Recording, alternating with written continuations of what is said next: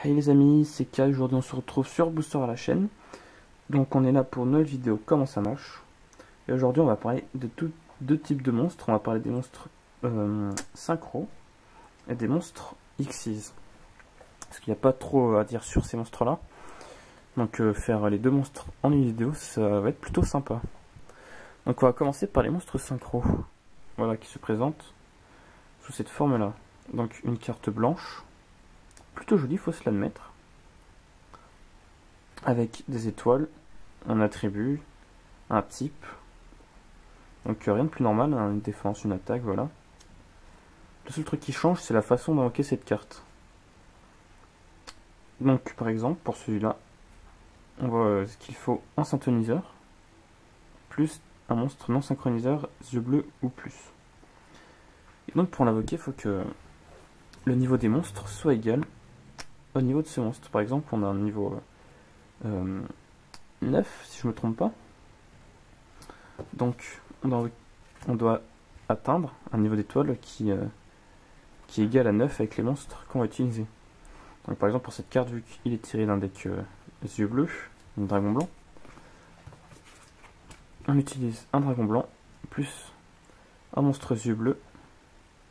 Non synthoniseur yeux bleus, donc c'est le dragon blanc yeux bleus. Mais monstre synthoniseur avec une étoile. Donc 8 plus 1, ça fait 9. Voilà. Donc c'est à peu près tout ce qu'il y a à dire sur ces cartes synchro, on va dire. Donc toujours utiliser le nouveau terrain pour expliquer comment ça marche.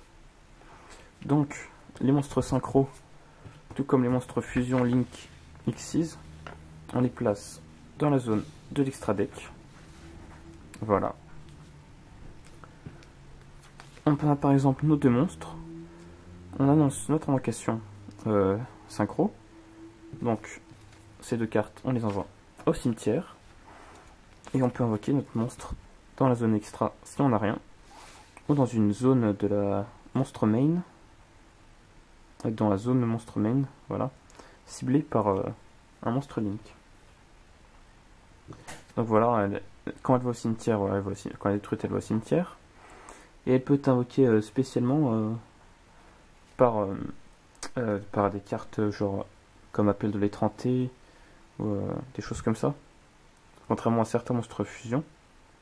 À certains monstres synchro j'imagine aussi, mais je suis pas trop calé là-dessus.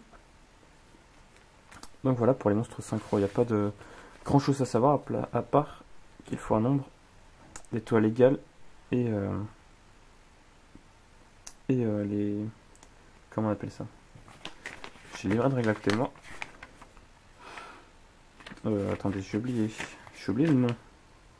Les liens, les matériels, voilà. Les matériels de synchronisation. Donc pour les monstres synchro, il faudra toujours un synthoniseur.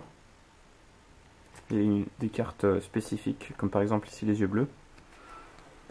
Ou par exemple, si on prend le dragon argent aux yeux azur, on a besoin d'un monstre normal non synthoniseur ou plus. Donc un dragon blanc ou d'autres cartes niveau 8 par exemple. On pourrait prendre par exemple un magicien sombre, un synthoniseur et une autre carte de niveau 1, ce qui égalerait à 9. Donc c'est tout pour les monstres synchro. Je pense que la vidéo va être un peu courte hein, parce que ces monstres ils sont assez faciles à invoquer tout simplement. Oh, le premier dragon, on va le remettre dans le deck. On va parler maintenant des cartes Xyz. Donc des cartes de couleur noire que je trouve extrêmement jolies pour ma part. Donc on ne parle pas d'étoiles ici, mais de rang, si je me souviens bien. On va regarder les petites règles qui sont avec moi. Voilà, c'est ça. Rang de monstre Xyz. Donc là, c'est un monstre de rang niveau 7. Donc, il faut 2 monstres de niveau 7 pour l'invoquer.